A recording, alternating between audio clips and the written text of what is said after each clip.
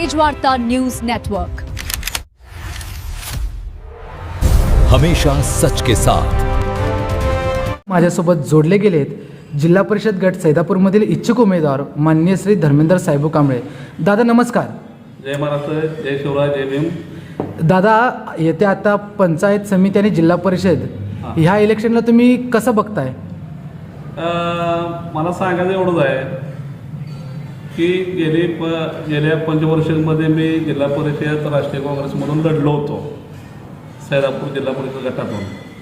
तर मला काम करायची, राजकीय काम करायचे उत्साह आहे आणि जनतेने मला उभा केलं होतं। आणि आता मी मला जनतेनं सांगितलं काय नाही धर्माभाऊ, तुम्ही उभा राहा, जनता तुमच्या पाठीशी आहे।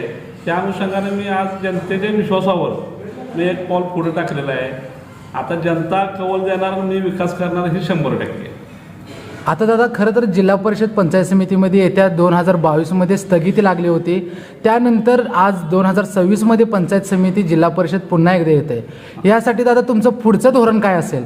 पुढचं धोरण असणार की जी रखडलेली जी कामं आहेत जिल्हा परिषदमधून, जे काय सैदापूर गटामध्ये असतील, सैदापूर गावामध्ये असतील, आता ह्या पंचवर्षामध्ये ग्रामपंचायत बॉडीने आमच्या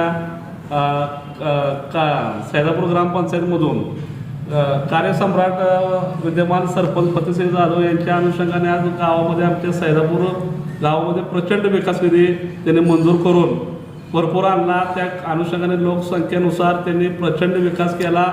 गाव आज सुखरूपमध्ये नांदत आहे, कुठलीही तक्रार नाही। अशा अनुषंगाने त्यांच्या विचाराच्या माध्यमातून मी आज हा निर्णय घेतला, जनतेतून मी घेतला आणि सगळ्या ज्या चांगल्या नेते मंडळीच्या विचाराने घेतला की बाबा ठीक आहे, आज तू इच्छुक होत असला तर ठीक आहे, निवडणूक ह्या अनुषंगाने मी आज लढवतोय। आणि जनता बी मला विचारते की काय नाही दादा, तुम्ही उभा राहा, आम्ही 100% तुमच्या पाठीशी आहोत।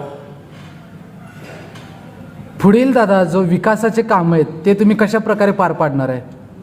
जी रखडलेली कामं तुम्हाला मगाशी सांगितलं होतं मी, रखडलेली जी कामं काय असतील बाबा, जनतेचं काय काम असतं, जनतेचं काम असतं थोडं, पण त्यात जाऊन भेटणं महत्त्वाचं असतं। विकास निधी त्यांच्या घरापर्यंत पोचला पाहिजे।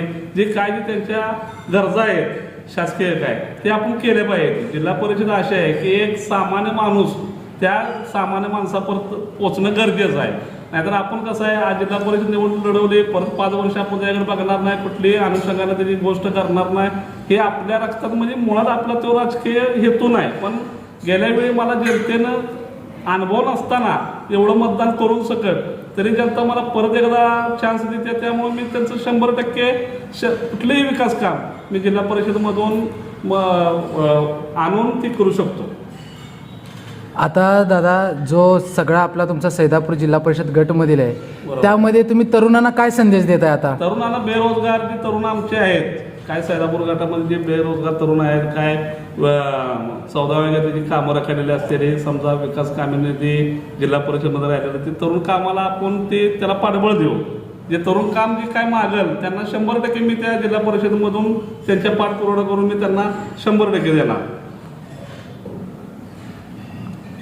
जनता हाच माझा कौल असणार। जनतेनं मला धरलं तर मी 100% जनतेसाठीच विकास करणार। आणि जनतेने मी प्रत्येक ठिकाणी जाईल त्या गावात जनता 100% माझ्या विश्वास ठेवते, त्यामुळे मी त्या अनुषंगानं त्यांच्या विश्वासाचा कधी घात करणार नाही, त्यांचा विश्वासघात करणार नाही, ही 100%। कधीही मला कुठेही त्याने हाक मारलं तर मी 100% त्यांच्यासाठी विकास करणार, त्यांच्यासाठी धावणार, हा 100% माझा विश्वास आहे। आणि त्या अनुषंगाने मी आज उभा राहणार आहे। जय महाराष्ट्र, जय शिवराय, जय भीम।